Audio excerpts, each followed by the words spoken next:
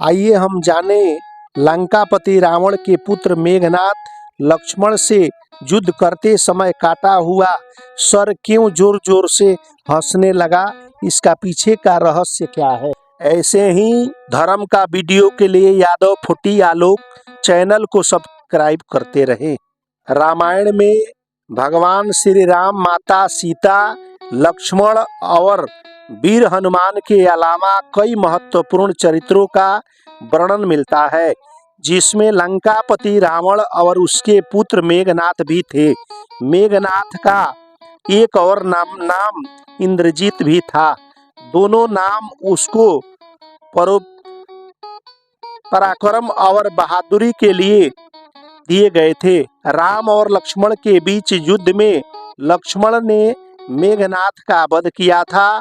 लक्ष्मण ने अपने बाण से मेघनाथ का सिर धड़ से अलग कर दिया था, लेकिन सुलोचना के सतीत्व परीक्षा के समय मेघनाथ का काटा हुआ सिर भी जोर जोर से हंसने लगा था, जिसके कथा के इस प्रकार के अनुसार कहा जाता है कि युद्ध में लक्ष्मण ने अपने घातक बाण से मेघनाथ का सिर उसके धड़ से अलग कर दिया था और उस सिर को श्री राम के चरणों में रख दिया था।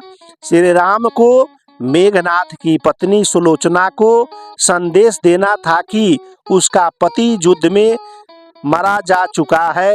इसके लिए जब श्री राम ने मेघनाथ की एक भुजा काट करके सुलोचना को भेजी तो उसे यकीन नहीं हुआ कि ये उसके पति मेघनाथ की भुजा है।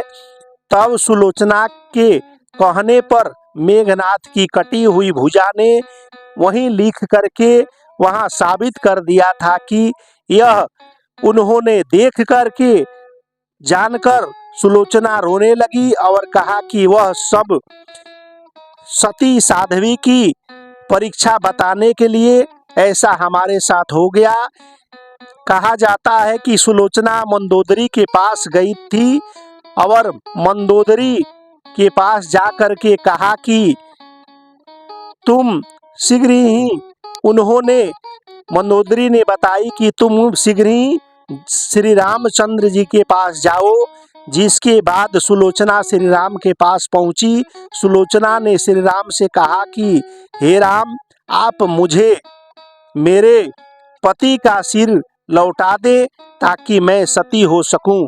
सुलोचना की दशा देखकर श्री राम ने बेहद दुखी हुए और कहा कि तुम्हारे पति को अभी जीवित कर देता हूं।